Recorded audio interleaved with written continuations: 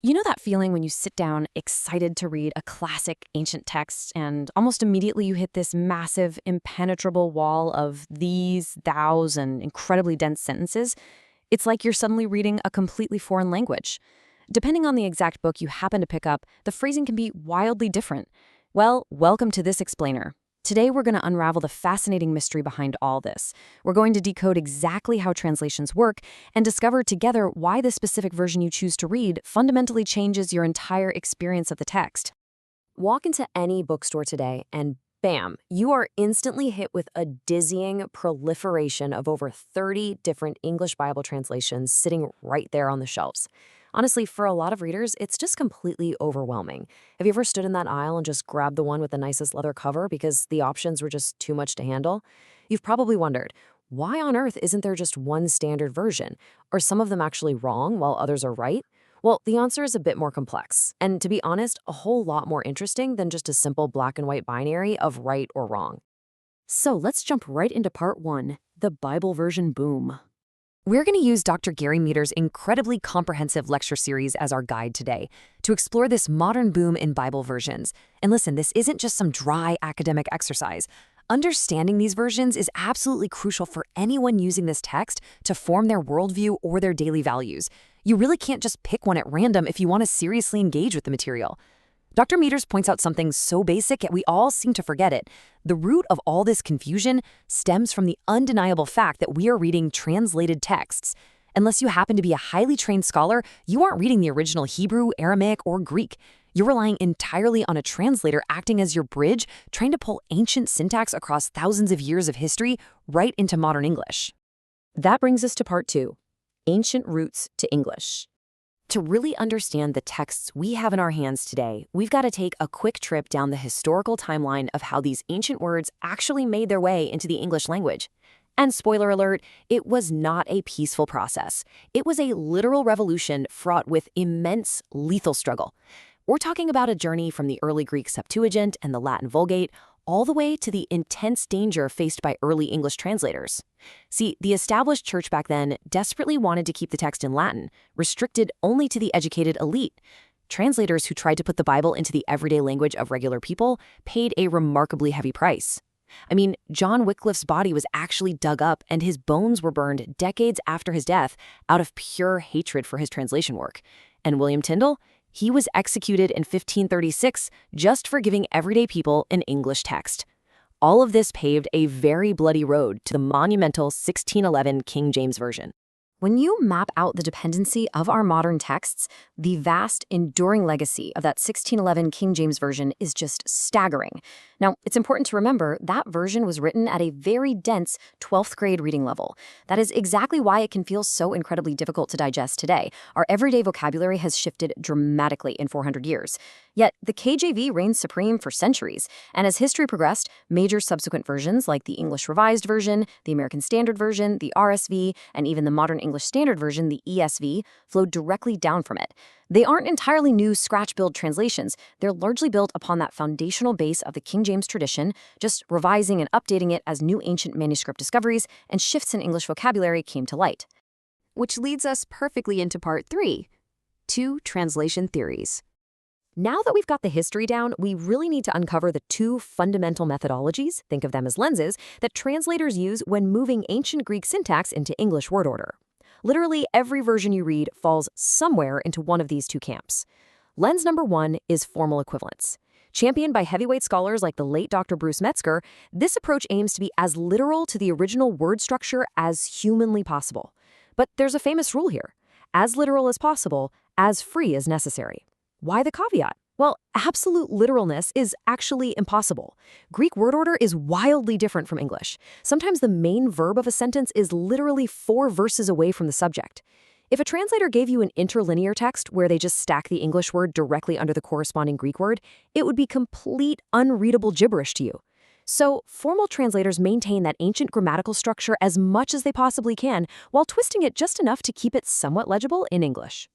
Lens number two is functional, or sometimes called dynamic equivalence. This takes a thought-for-thought approach rather than word for word. Translators using this lens are actively trying to smooth out the language entirely, often bringing it down to a modern 6th grade reading level so everyday folks can easily digest it without stumbling over weird ancient idioms. Now, this creates a really fascinating trade-off because these translators are unpacking and interpreting those ancient phrases into natural-sounding English. It requires way less interpretive effort from you, the reader. But, and this is a big but, if the text is easier to read, it means the translator had to make more interpretive choices for you. It relies heavily on their personal judgment to accurately capture the thought of the original author. All right, let's put this into practice in part 4, Case Studies in Translation. We're going to look at some case studies now to see how swapping the translation lens completely changes the tone, the meaning, and the clarity of specific ancient passages. This is where the rubber really meets the road, and honestly, seeing this for the first time completely blew my mind. Take the incredibly famous verse, John 3:16. The formal King James uses the phrase, only begotten son, but functional translations like the NIV use one and only son. For centuries, people fiercely debated the deep theological implications of Jesus being begotten or physically generated. But the underlying Greek word here is monogenes. By looking at how other ancient writers used monogenes, like describing the widow of Nain's only child, we see it just meant unique or one and only. So the functional lens actually captures the true meaning of the Greek word, clearing up literally centuries of confusion about literal begetting. Here's another totally fascinating example from Acts 26:28. The Apostle Paul is on trial defending himself to King Agrippa. In the formal King James translation, Agrippa sounds incredibly earnest. He says, "Almost thou persuadest me to be a Christian."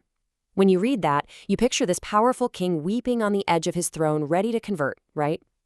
But the functional translation recognizes the underlying nuances of the Greek grammar, which actually implies deep sarcasm. The NIV reads, "Do you think that in such a short time you can persuade me to be a Christian?" Changing the lens fundamentally flips the script on this historical scene.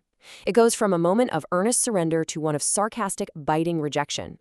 Looking at Galatians 5:4, we can see exactly how formal translations can sometimes cause unnecessary theological panic. The static formal phrasing reads, "Whosoever of you are justified by the law." As a new reader, you might stop and think, wait a second, I thought the whole point was that I wasn't justified by the law. Am I reading this wrong? But functional translators recognize what linguists call a tendential possibility in the original Greek grammar. That's really just a fancy way of describing an action that is being attempted but hasn't actually been completed. So they introduce the word trying. The New Living Translation says, if you are trying to make yourself right with God. That one added word, drawn directly from the true intent of the Greek grammar, completely prevents a massive theological misunderstanding.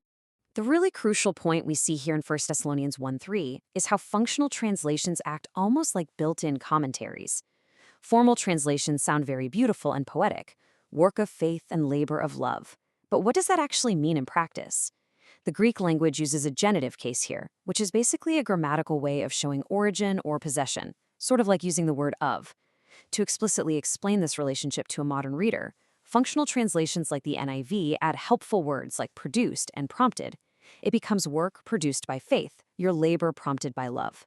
They are essentially unpacking the grammatical suitcase for you, clarifying exactly how the concepts of faith and love actually relate to the work being done. All right, wrapping things up with part 5, building your Bible continuum.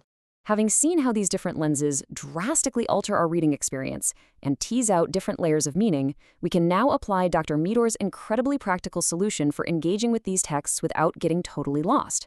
To become a truly informed reader, you really shouldn't rely on just one single book. Instead, you need to build a reading continuum. If you map it out, you place the formal, word-for-word Bibles, like the King James, NRSV, or ASV, on the left side. Then you place the functional, thought-for-thought Bibles, like the NIV or NLT, on the right. When you inevitably hit a difficult or confusing passage, you read it across that continuum. This lets you cross-reference the rigid, literal wording with the smooth, interpretive phrasing, empowering you to tease out the deepest, most accurate meaning of the text. So, to sum up this whole explainer, here are your 4 key actionable takeaways. First, ensure your Bible actually uses paragraphs to capture complete units of thought. Surprisingly, printing the text in paragraphs instead of single isolated verses was a major formatting innovation that didn't even start until the 1901 ASV. Second, read across that formal to functional continuum we just discussed. Third, and this is huge, always read the translator's introduction in the front of the book. It tells you exactly what translation lens they are using. And finally, avoid using heavily outlined study Bibles or highly expanded paraphrases as your foundational base text. Why? Because you end up just reading the pre-digested commentary notes at the bottom of the page, which locks you into one specific commentator's viewpoint before you even give the ancient text a chance to speak for itself. We've seen today that to translate is, in many ways, to interpret.